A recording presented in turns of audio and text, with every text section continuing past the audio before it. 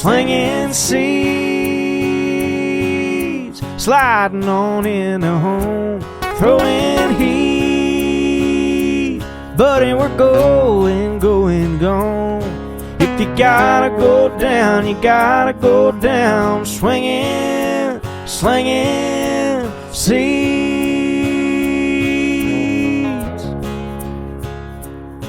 It's America's favorite pastime. Come on, let's have a good time, slinging seeds. Yeah, we're just slinging seeds.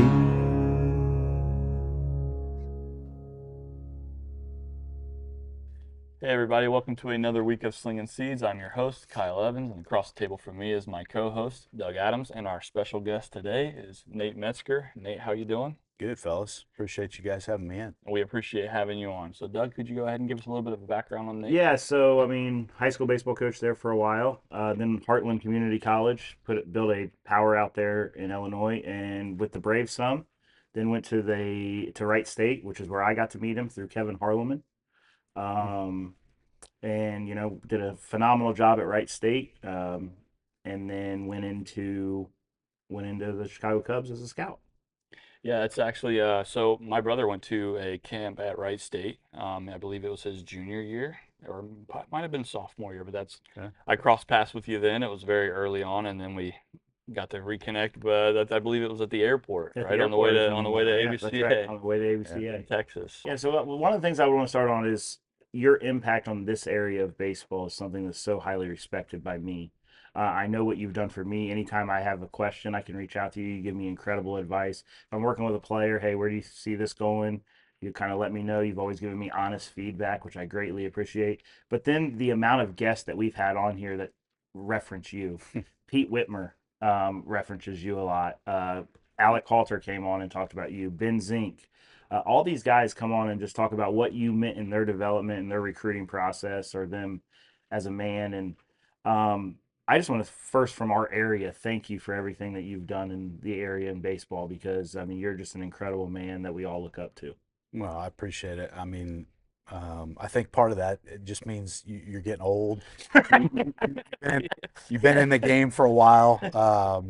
No, but I think it's always, just the willingness to give. Like baseball, and I would never have had a career in baseball if I didn't have such great people around me that gave, just kind of poured into me and gave the game to me, so to speak. And so I think just kind of the natural progression, like pay it forward. I think that's kind of a lost art, or a lost term, and maybe lost art a little bit, in terms of just give back. Like the game has given me so much, and so I think that's just hopefully kind of comes naturally. Just give to guys, and I know you guys do the same. From a high school coaching standpoint, from your facility, like you just and I think kind of that concept at Christmas time where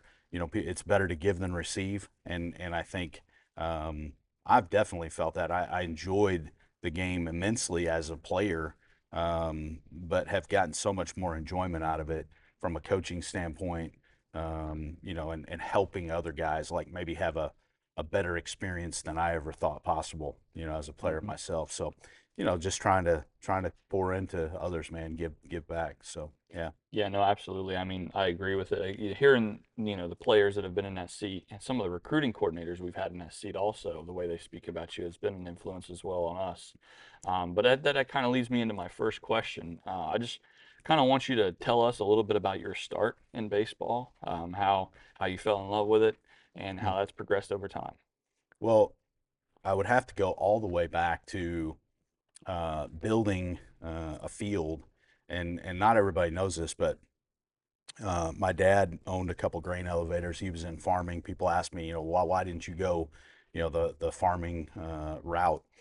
I'm like, that was way too much like real work, and just the hours and the manual labor, and so we had some land that we actually built. My brother, my dad, my two grandpas. So it was a really cool, looking back, and both of my grandfathers are now gone, and just looking back at that time that we literally built a field of dreams prior to, I think it was like 1980, I want to say 1985, where I would have been 13. I'm gonna give you my age now, but I would have been like 13. My brother was 4 years younger, and we built this field, and so many memories where kids on Fridays, a lot of times we would have several 20 players or friends get off the bus at our house, and we just go play, right? It was our sandlot, it was our field of dreams. And I think the movie was 89, so that's Yeah. where like 5 or 6 years maybe prior to the movie, we had our own field, and just that's where it all started.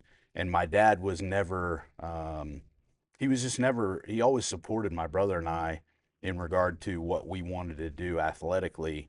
And my dad, if you brought my dad on, I think a lot of times it's lineage. You get your Damon Dews, right? His dad Trent was a great, has been a great high school coach at Vandalia Butler. Mm-hmm. And so it's like, oh, you're just carrying it on. And my dad had no baseball knowledge, or still to this day, like doesn't really know the game, but supported my brother and I, and just gave us the opportunity, and was never pushy, like, hey, I want you to follow my footsteps. And so I think then, through high school, travel ball stuff, which was different. We're playing, back at that time we're playing Legion ball, right? And in the summer, and there wasn't the travel ball wasn't what it is now. But and then into college, and when I got to college, Greenville College, Ish Smith, Dave Altop, those two guys, ABCA Hall of Famers, and guys that were really influential and instrumental in terms of, like, hey, you can make baseball a career, whether it's coaching or, Ish was the president of international baseball. Probably, if there's one guy that's more responsible than anybody else for baseball becoming an Olympic sport, it would be Ish Smith. And Ish is now gone as well, passed as well.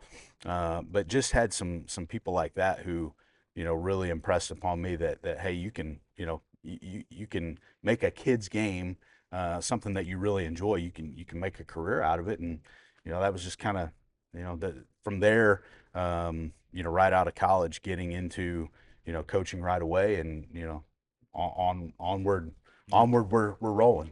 That I always say, and I'll let you guys throw another question out there, but avoiding a real job like that's been, take God first, family second, try to stay in the game in some capacity, and avoid a real job. Like, if I can do those four things, man, I'm pretty blessed, pretty fortunate. No, absolutely. Absolutely, I yeah. always send out a meme every year because it's true that it's God, family, and baseball. The only problem is when the season starts, I mess the order up.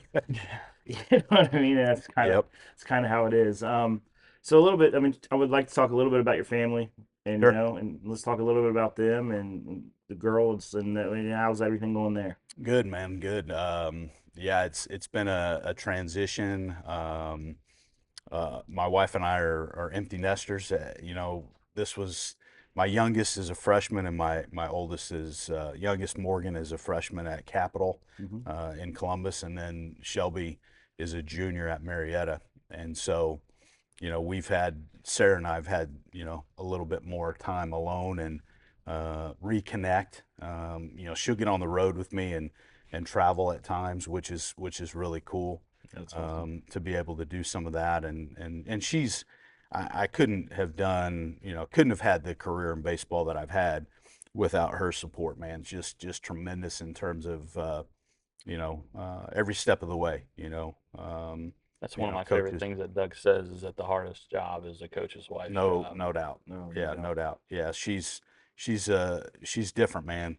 She's wired different, and wired the right way for, to be, hugely supportive, hugely supportive. So, yeah, couldn't have done it without her. But no, it's been good, man. It's been really good. The girls are good. Shelby stepped away from softball but she's like sport marketing or sport management and psychology. Nice. And then Morgan is going nursing, and she's doing she's playing volleyball at Capital. Oh, awesome. Yeah. That's awesome. Yeah. That's absolutely incredible. Let's talk a little bit about, obviously we're in Dayton, so let's talk a little bit about your time at Wright State. I mean, you did incredible things for the program. Obviously you guys have been on a huge run, and now obviously you've moved on. But tell us a little about your time at Wright State and what that was like, and Yeah. I had a former player, Andrew McCafferty's from the Indianapolis area. He was the one guy from Heartland who played at Wright State. Lovelady, Mercer, those guys brought him in. And so that was really my only connection. But when I was looking for a job, I had been talking to Greg Lovelady, and Love had told Mercer, hey, this is the guy you should hire, for whatever that was worth. And it must have worked. Whatever Love, told Mercer about me, it got my foot in the door and came in. But I always say those guys had it, rolling, right? Those guys, my whole thing with coming here was just try to keep the train on the tracks, like try not to screw it up, to be honest with you. The team that they had the year before I got here, Sogard and I came together, and the year before he and I got here, that's still the most wins that any one team has had, and we had some really good teams following that, but it was all about kind of just keeping it rolling, keeping it rolling, because there were Love had done such a great job. Merce came in, stepped in for him, and Sogard has continued to do great things. But no, I really enjoyed. I always said our guys at Heartland, I thought we were tough, and I thought we worked hard, and not that we weren't, and not that we didn't. But when I got to Wright State, it was a totally different level of toughness and work ethic that it really kind of opened my eyes to. Hey, don't worry so much about maybe a guy's physical appearance. I was pretty old school. Even at the JUCO level, guys were going to be clean shaven, haircuts, some of that old school stuff. And when I got to Wright State, it was like, man, like these guys are all a little rough and ragged, and there was some grit. Raiders. Yeah, but it really taught me to kind of open my eyes a little bit to, hey, it doesn't have to all look right or look the same. If guys are going to work and really be tough. So, no, tremendous experience. I enjoyed my time, and I think probably just the people, not just the players, but the coaches. Matt Tallarico, and I mentioned Sogard and so many others. Like I don't even Chase Sloan, who Chase was actually my first recruit that I brought in. When I got here, hey Merce, what do we need? Well, we need a JUCO shortstop. We had Justin McConnell and Damon Dews were coming in that year as freshmen.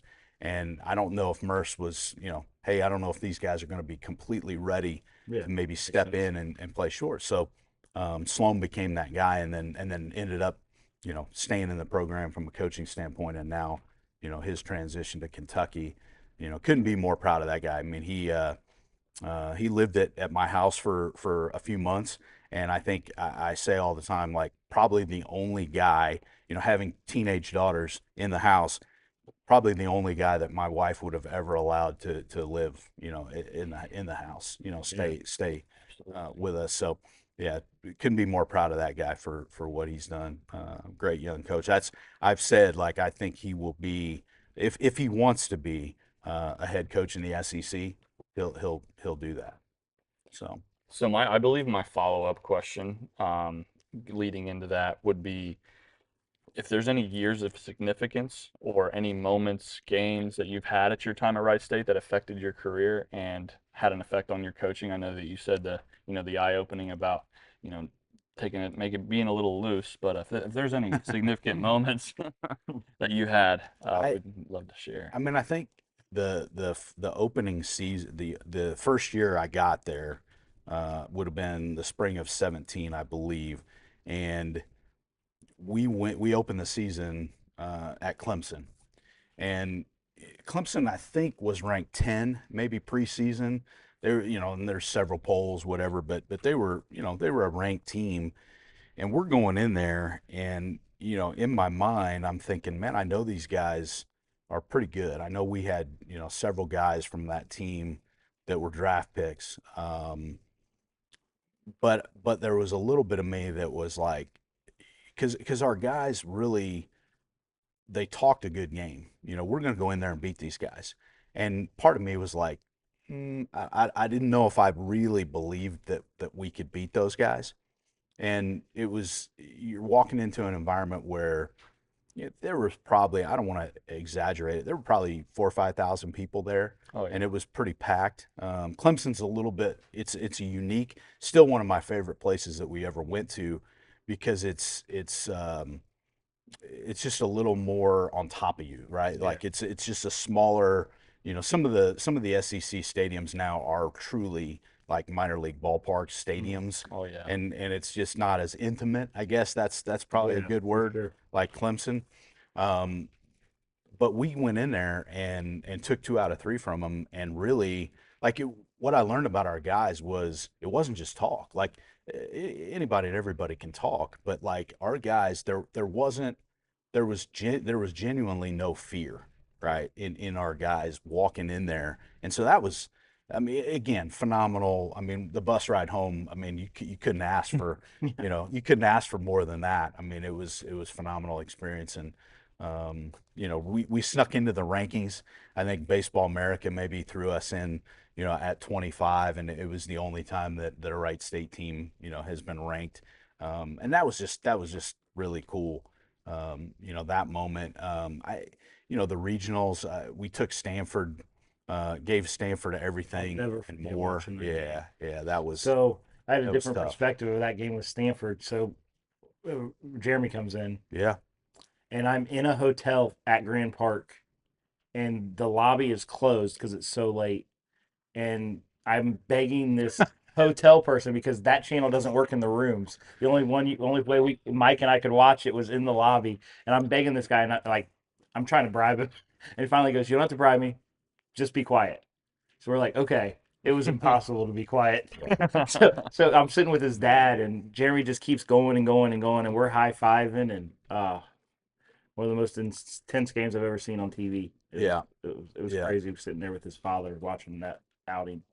And I mean, I've been through, some tough losses. That was obviously really tough, and to not finish what we kind of started. I mean, Matt Morrow, I remember, and Morrow is one of those guys, like just tough as nails, and just, I don't know, Jeff Mercer. I was just at Penn State this past weekend, and Indiana was there with Penn State, and Mercer was even talking about Matt Morrow, this weekend, just the toughness that he brought. But he led off that game with a homer, that Stanford game, and I don't, was it 13? Was it 13 innings, 14 Yeah. innings? I mean, it was something crazy, and Ryan Weiss and Jeremy Randolph Yeah. followed Weiss, Yeah. and it was kind of a bad hop single, or a what I remember about Stanford was how hard, little rain out there, just how dry and how hard their surface, the field was. And it was a ball that got under Yeah. Gabe Snyder's glove at first, that won them the game. But I do think we wrecked that regional, in terms of Stanford was I think they were they were the number 1 overall seed going in. And, we take them, extend them, and push their bullpen limits, or what have you. And they end up, Cal State Fullerton ended up winning that regional on that. And we always, hey man, we at least, had an impact on Yeah. what happened. But I would say, those things. The other thing I'll say about the toughness and the work ethic, I'll never forget. It was Alex Alders and Alex Sayer, where I had forgotten something I've told this story before, so I don't want to be too repetitive, but it is such a great, and it really typifies everything about like Wright State. I had forgotten something at the stadium, went back out there late at night. It was like 10:30 at night. And those two guys are out on the field shooting each other fly balls. And, I got back in the car and I just started laughing to myself. And the reason that I was laughing, it was 17 degrees. Those guys are out there. And I'm not saying they were out there for 2 or 3 hours, but Yeah, the fact that you got a senior and a freshman, which I thought that was cool too. for sure. They're helping each other, right? And the senior's not, uh, you know, pulling pranks on this guy. He's actually helping him, and just the fact that they were they're not hitting. Everybody wants to hit and hit, but like they're working on their defense at 10 o'clock at night in 17-degree weather, and I'm like, man, this is crazy. These guys are it just wired a little bit different, you know. Awesome. Yeah. It's outstanding. So obviously you ended up deciding to leave Wright State and take a position with the Cubs. Tell us a little bit about what went into that decision and why you thought it was the right time. Yeah, I mean, that's what I always tell the players. It's like when you're desperate, it doesn't always happen. When a guy's looking for a girlfriend, and he's super aggressive and he's over aggressive with it, like probably no luck, right? And as soon as you kind of back off of that and you're just like, hey man, I'm gonna focus on the job at hand, and that's really, I had no intention of leaving coaching, but then the Pirates area scouting job opened up, and I had three. Andy Haynes, who was the hitting coach in Pittsburgh, Colin Holderman, who's the setup guy with the Pirates, and Yep. then Jordan Camadina is their catching coach. All three of those guys are in the big leagues. Well, another scout had called me and said, "Hey, are you interested in the Pirates job?" And I said, "Man, I hadn't even thought about it." And that was the truth. But I thought about those guys and kind of the connection. I said, well, maybe it's worth, exploring a little bit. Well, three can keep a secret if two are dead, right? Yep. So as soon as I start talking to the Pirates, word gets out and the Cubs call me and say, hey, we hear you're talking to the Pirates. Would you have interest in our, area job that just came open as well? And so one thing kind of led to another, and it happened really quick. And that's why I say I didn't pursue it. It kind of pursued me. And it really happened pretty quick, but it was more about the ability to stay in Ohio, and with both of the girls being in Ohio colleges, that was kind of where and I told Alex Sogard, I said, look man, I really don't want to do this. I really love what I'm doing and being with you, but there's no guarantee that he's going to stay for forever, right? At sure. Wright State. Yep. And it was just kind of that's one of the things as an assistant. It's awesome because you don't have all the responsibility having been a head coach, right? Like it's so much different. And people that have never been a head coach, and I don't care what level, right? You guys are head coaches, like I don't care what level you're talking about, it's just a different responsibility. And so being an assistant was awesome that way, but you also don't have control over your own destiny in Yeah. terms of, if Sogard takes a job in Texas or Florida, do I want to move to Florida? And I think that was really, that kind of drove the whole thing as well. Just, hey, this gives me a chance to control my own destiny, and kind of stay in Ohio, stay located where I'm at least for the time being. And that's really why I think I decided to kind of take it. I think too, if you take 100 college coaches and you say, hey, you've got the option today, you can stay at practice or you can go recruit. I think like 99 out of 100 would rather stay at practice and sure. and be on the field. And I enjoy that part of the game too, and always enjoyed that. But I was probably the one. I was the outlier. I was the one that I mean, I just always had a passion for recruiting. And I think you can't win the Kentucky Derby with a jacket, right? Like Absolutely. if you're going to be good, you better go get, as coaches, we all think we're way smarter than we really are. And it's like, no, like you better have good players. That's good players make good coaches. That's Yeah. So speaking of it in your recruiting process, obviously we were fortunate enough that you tried to recruit a few of our guys. A couple of them ended up going there. Um, One of the things I've always appreciated the most about your recruiting process, and it's phenomenal, and I wish everyone would do it, but they just don't, is after our guys would come to a camp, whoever it was, whether you were interested or whether they were the worst player at your camp, you would send an email and you would give them a paragraph or two, right? Sometimes more in depth, and saying, I like this, you got to do this, you need to work on this, Sure. you need to work. And I'm curious how you started doing that. And second, thank you for doing that, because then a player would come back to me and said, Met said this, and this. And we would never talk about the positives you gave them, obviously. They would always talk about the things we need to improve on, but it gave our players a plan of attack, Sure. right? I mean, I know you ended up recruiting Ben. I guess I can say you ended up recruiting Alec, who's now signed. So I guess I can say that. But like, Sure. you gave both of those guys when they were young, when they were freshmen, and they were coming to your camps, and Wright State was their dream scenario. You need to get here. You need to do this. Yeah. What made you start doing that? And I just wanted to let you know how much I appreciated that you did. I think, man, I don't want to be oversimplified with this answer. And I can be, as I've already been, a little long-winded. But Hey, this is a show. no, yeah. Man, if it was my kid, right? If it was my son, what would I mean, just do unto others, man. Like give, like Yep. just take the time. And I just always thought, if somebody emailed me, and I will say, with our camp stuff, we would always tell the players, you guys have to reach out first. For Like, sure. if you want the information, I'll give it to you, but I'm going to make you at least jump through that hoop, right?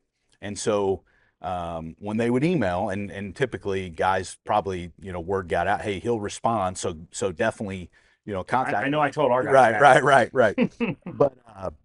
But it's just, if a kid's going to come to camp and take the time to be interested in, our program, then I just felt like that was the least that we could do, is provide, some honest feedback, and just give those guys some help, along the way. And, you try to be open and honest, but obviously, somewhat gentle, about that approach too. And, just help guys. Like I said, if it was my son or daughter, I would want them, I'd want somebody that, did it right, did it well, treated them, with respect. So, Yeah, I think yeah. your awareness for their desire to want to go there, and giving them the rap sheet that they need. Like Alec talked about it a lot, actually. No, behind the scenes, it was all he Yeah. talked about. Yeah. Met said this, and okay, so then we would have to sit down with Alec, and I loved it, right? Because he is. And okay, what's the plan to get where he said? Well, we can't just start there, right? We got to start here, and he pretty much built an entire year, that year before that camp, that when I go to Wright State on this date, I'm going to do this. Wow.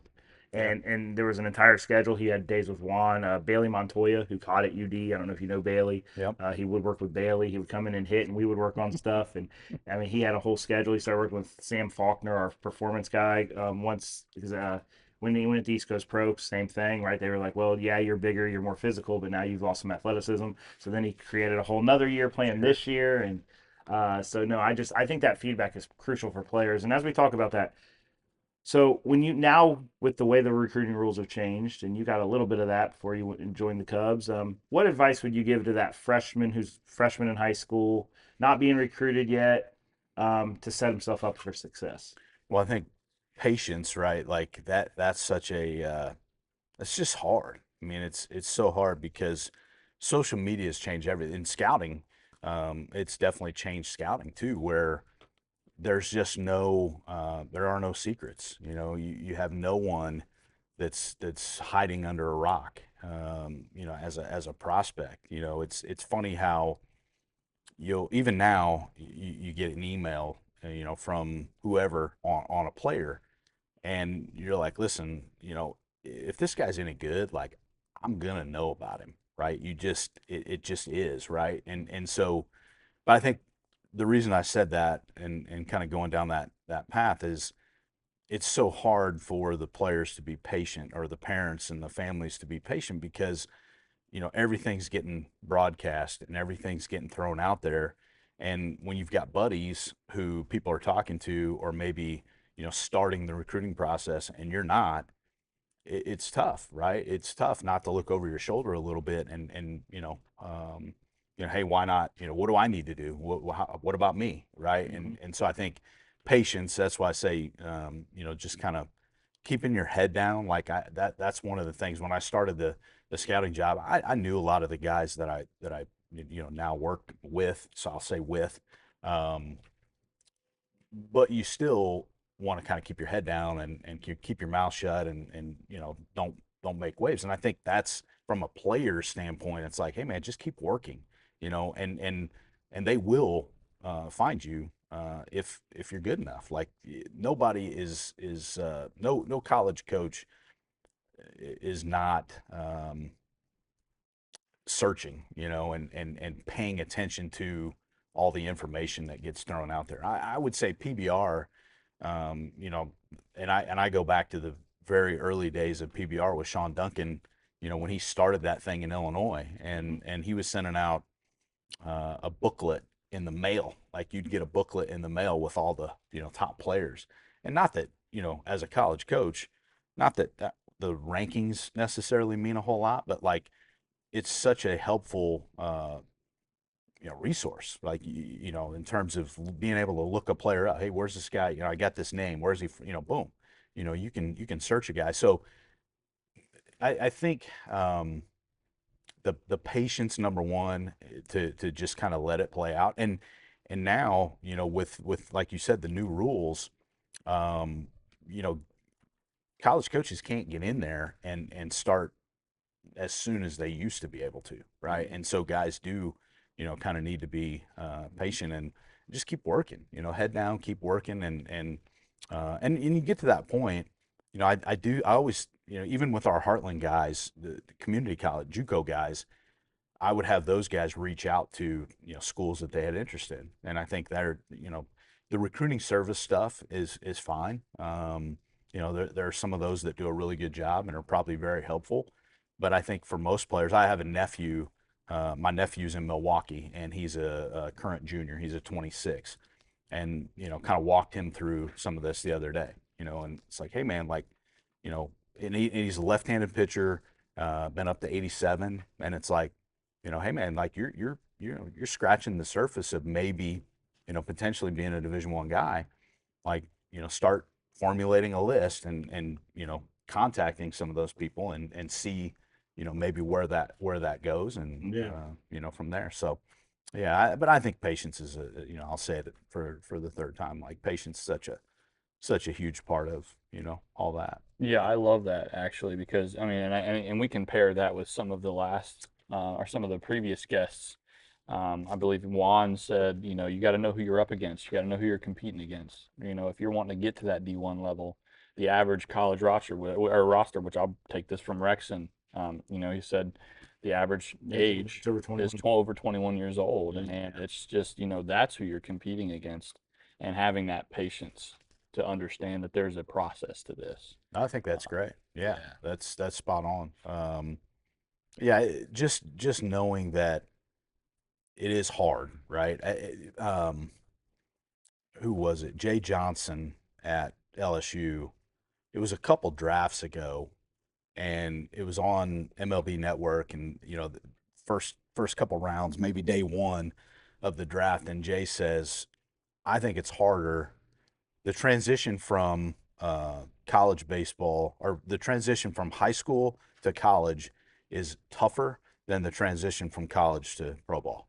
And I'm like, I think, yeah, so I think that's where, guys have to understand, like you said, and a little bit apples and oranges, a little bit different in terms of what we're talking about in the recruiting process. But yeah, I mean, rarely is a freshman going to have, great opportunity right away. But that's, talking through it with my nephew and trying to give him like, hey, don't, it's so hard to say this, like even with you guys, like, don't get yourself in over your head, Right. right? And I think that's where, being smart, through the process too. It's like everybody's dream is to go play at an SEC school, but now you get there and, maybe you're not going to play until, way later on in your career. And in a lot of cases where if a guy can't make somewhat of an impact right away, he's not sticking around Right. with a portal, right? And some of that was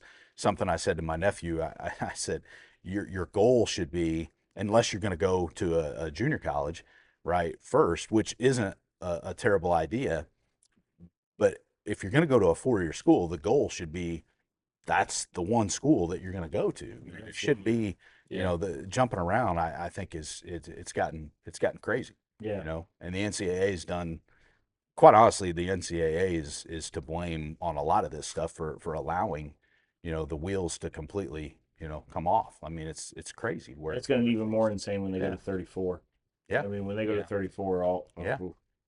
and it's going to really help the mid-major. And I think the mid-major is going to get closer back to what it was 5-10 years ago when they could go out there and you could have a Coastal Carolina go to the World Series or Kent State. And Oh yeah. the competitive balance may help. It should help that Yeah. from that standpoint. But then again, when you don't have NIL money to throw around at these guys, it's going to be. It still makes it tough. It Yeah. still makes it tough to really compete for the the best players. yeah, But that makes sense. yeah, no, Absolutely. that's good stuff. You spoke about processes and recruiting. Can you kind of tell us your process with scouting with the Cubs and kind of what you? Yeah. It's been fun, man.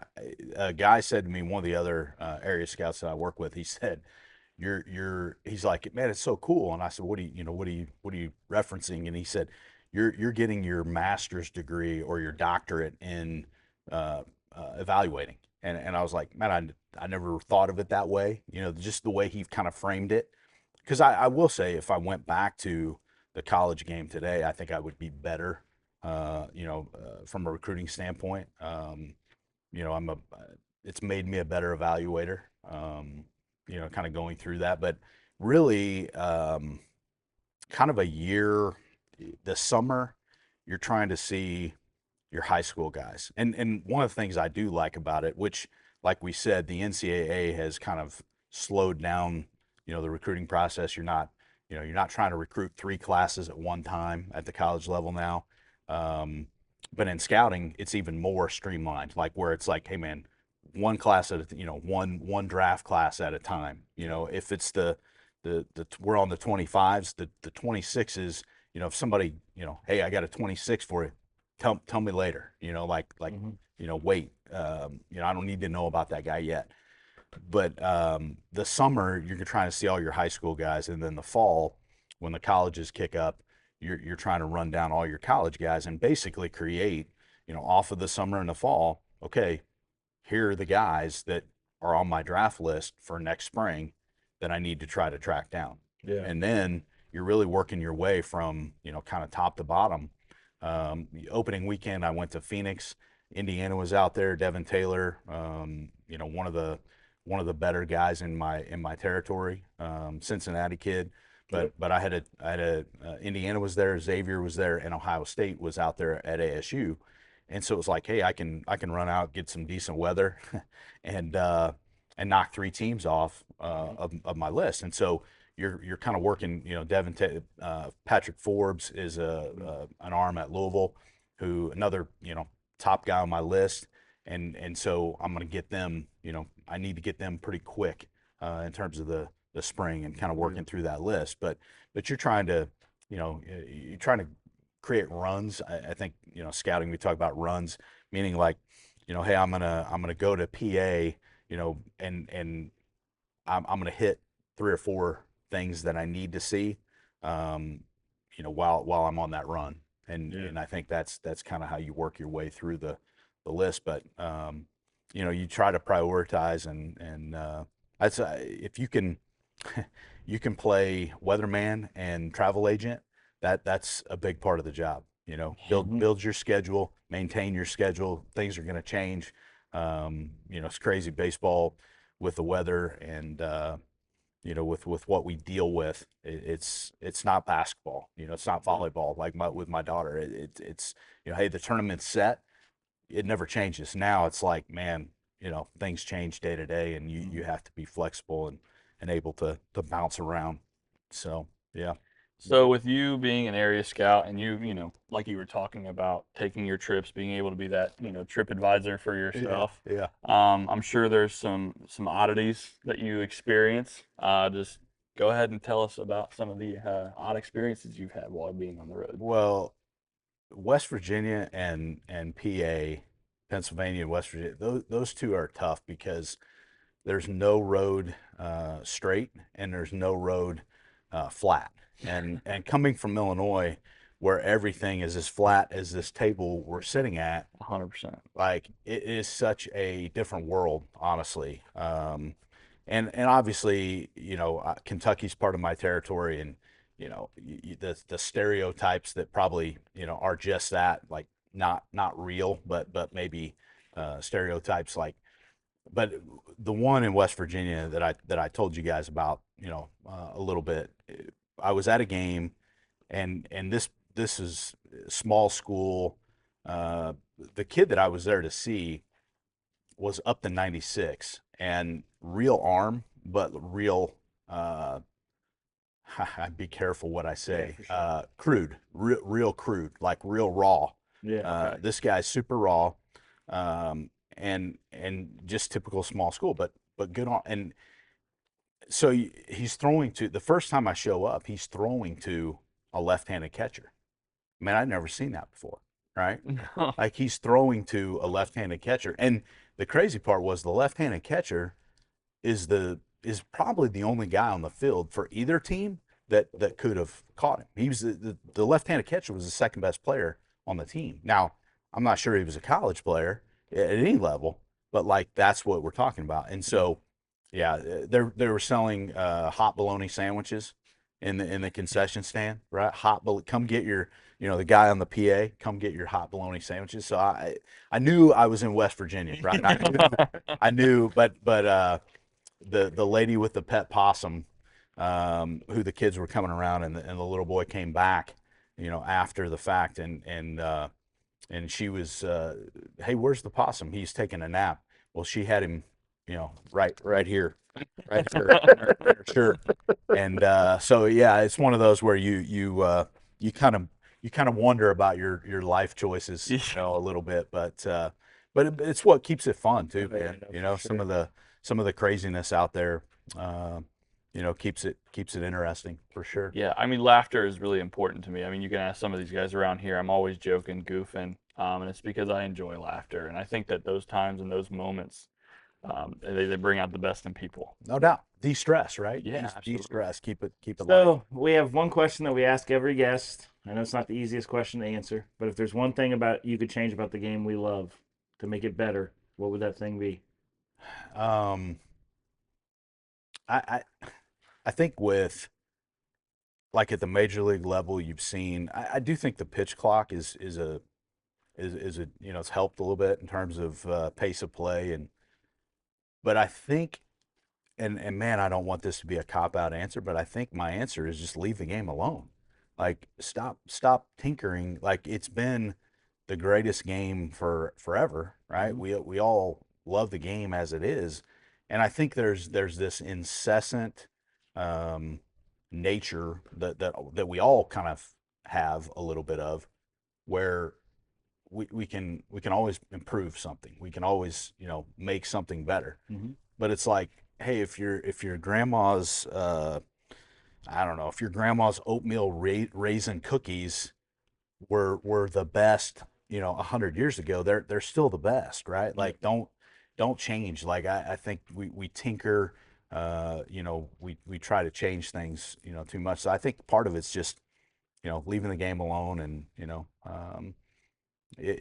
baseball is boring to those who are boring, right? Like if you don't understand the intricacies and appreciate, kind of everything that goes into it and goes on in it, then yeah, like it can be a little slow. But I don't know that speeding it up is the I don't know that that's I don't know if that's what we should be after. No, I But mean, that's a perfect answer. Honestly, I often hear that a lot. It's not. I don't think it's a cop out. I think it's what everybody wants. You know what I mean?